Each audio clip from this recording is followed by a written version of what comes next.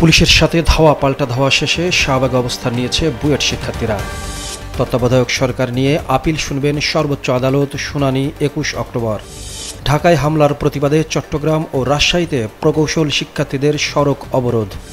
চন্দ্রনাথ পাহাড় ঘিরে উস্কানিমূলক কার্যক্রম দেখামাত্র ব্যবস্থার নির্দেশ ৩ উপদেষ্টার। নির্বাচনকে বানচাল করতে নিত্য নতুন দাবি তোলা হচ্ছে বলেছেন মির্জা ফখরুল। ডাকসুর ভিপি প্রার্থী জালালের বিরুদ্ধে হত্যা চেষ্টা মামলা। তিস্তা ব্যারেজে দুর্নীতি, চাঁদাবাজি, অনিয়ম ও ভূমি দখলের অভিযোগ। রাশিয়া চীনের সঙ্গে পারমাণবিক অস্ত্র চুক্তি চান ট্রাম্প।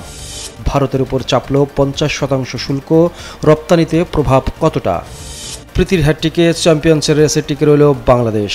প্রকৌশল অধিকার আন্দোলনের দাবি না মানা পর্যন্ত শাহবাগে অবস্থান কর্মসূচি ঘোষণা দিয়েছে প্রকৌশল শিক্ষার্থীরা। রাজধানীর শাহবাগে হোটেল ইন্টারকন্টিনেন্টালের সামনে পুলিশ ও বুয়েট শিক্ষার্থীদের মধ্যে ধাওয়া পাল্টা ধাওয়ার ঘটনায় ৫ বুয়েট শিক্ষার্থী আহত হয়েছে। তত্ত্বাবধায়ক সরকার ব্যবস্থা সংক্রান্ত সংবিধানের ত্রয়োদশ সংশোধনী বাতিলের রায়ের বিরুদ্ধে আপিল শুনবেন সর্বোচ্চ আদালত। এর জন্য আগামী ২১ অক্টোবর শুনানির দিন ঠিক করা হয়েছে।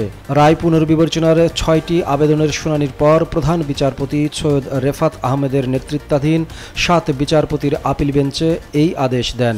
ঢাকায় বিভিন্ন দাবিতে আন্দোলনরত বুয়েট শিক্ষার্থীদের উপর পুলিশের হামলার প্রতিবাদ জানিয়ে বিক্ষোভ করেছে চট্টগ্রাম প্রকৌশল ও প্রযুক্তি বিশ্ববিদ্যালয় চুয়েটের শিক্ষার্থীরা।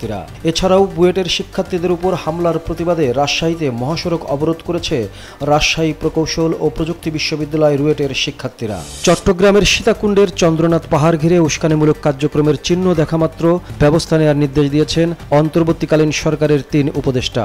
আজ বুধবার রেল ভবনে সনাতন ধর্মাবলম্বীদের ঐতিহ্যবাহী চন্দ্রনাথ ধাম শ্রাইন কমিটির নেতাদের সঙ্গে বৈঠকে এই নির্দেশ দেন বলে জানিয়েছেন প্রধান উপদেষ্টার প্রেস উইং।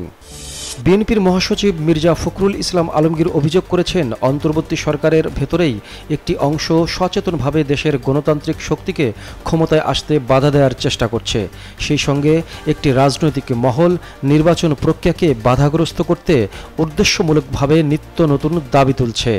ডাকসুর স্বতন্ত্র ভিপি প্রার্থী জালাল আহমেদ জালালকে হত্যা চেষ্টা মামলায় গ্রেপ্তার দেখানো হয়েছে। শাহবাগ থানার ওসি খালিদ মনসুর জানান, তাকে আদালতে হাজির করে রিমান্ড আবেদন করা হয়েছে। ঘটনাটি শিক্ষার্থীদের মধ্যে তীব্র প্রতিক্রিয়া সৃষ্টি করেছে।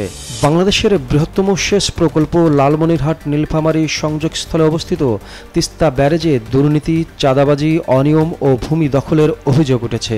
এতে উত্তরাঞ্চলের মানুষের জীবন জীবিকা ঝুঁকিতে পড়েছে। স্বচ্ছতা ফেরাতে দ্রুত পদক্ষেপের দাবি জানিয়েছে স্থানীয়রা।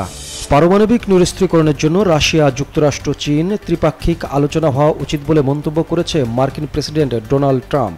তবে ওয়াশিংটন মস্কোর সঙ্গে বেইজিংয়ের অন্তর্ভুক্তিকে অযৌক্তিক এবং অবাস্তব বলে সমালোচনা করেছে চীন পররাষ্ট্র মন্ত্রণালয়। ভারতীয় অনেক পণ্যের উপর যুক্তরাষ্ট্রের পারস্পরিক ও শাস্তিমূলক মোট ৫০% শুল্ক কার্যকর হয়েছে।